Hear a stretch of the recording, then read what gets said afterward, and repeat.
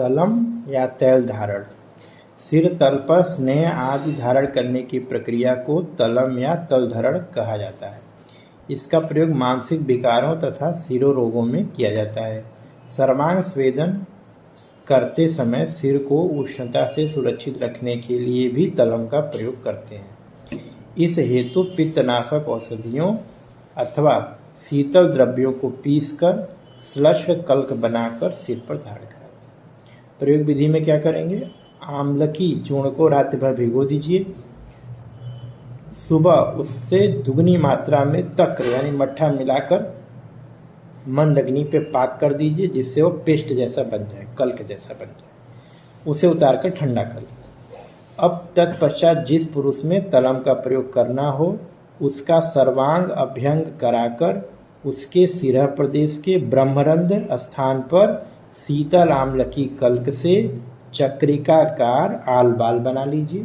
ठीक, उसमें रोगानुसार अथवा शीत वीर्य वाले तैल, चंदन आदि तैल भरकर उसे कमल पत्र, मोच पत्र अथवा एरंड पत्र से ढककर चारों तरफ से बांध दीजिए।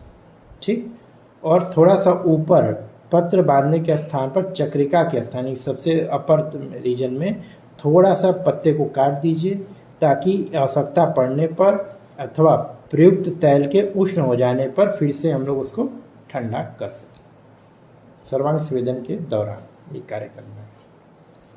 ठीक, ठंडा रखना है सर। अब आता है इसी से मिलता जुलता सिरोलेप।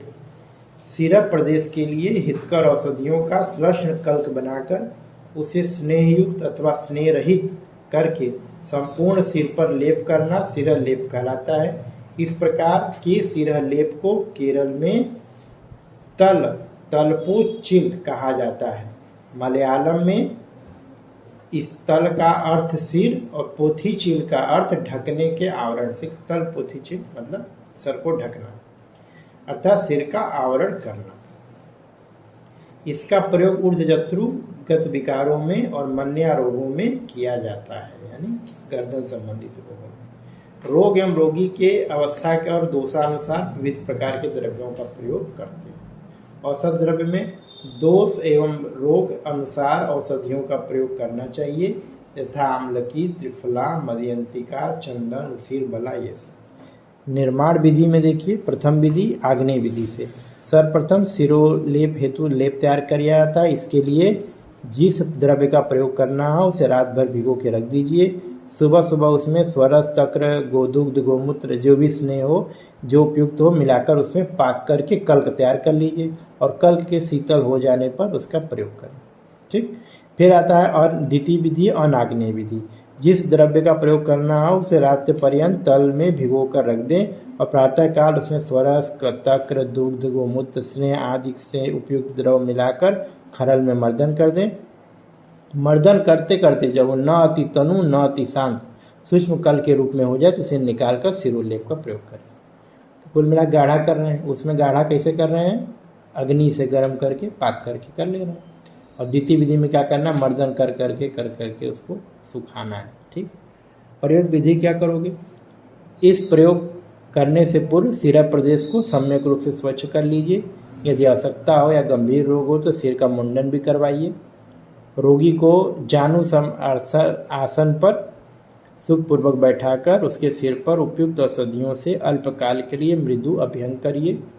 पट्टी के टुकड़े को रस्सी जैसा बनाकर मस्तक से लेकर केशांत के पश्चिम भाग तक बांध दीजिए, जिससे लेप में प्रयुक्त द्रव्य टपक कर आंखों में न जाए। तत्पश्चात निर्मित कल्क को दोषानुसार कोष्ण अथवा शीतल अवस्था में संपूर्ण सिर पर समान रूप से लेप कर दीजिए। लेप की मोटाई न अधिक घन हो न अधिक पतली हो, अपितु 1 या 2 अंगुल मोटी हो। तो याद रखना, 1 या 2 अंगुल मोटी रखना।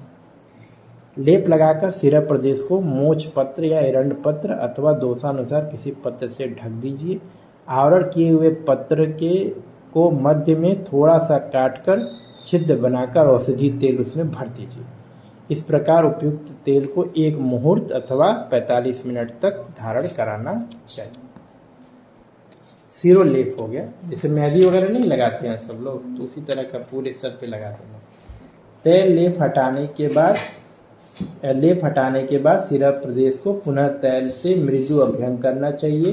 इसके पश्चात सुखोष्ण क्वाथ अथवा जल से प्रक्षालन करके रोगी को वात रहित स्थान पर निवास कराइए।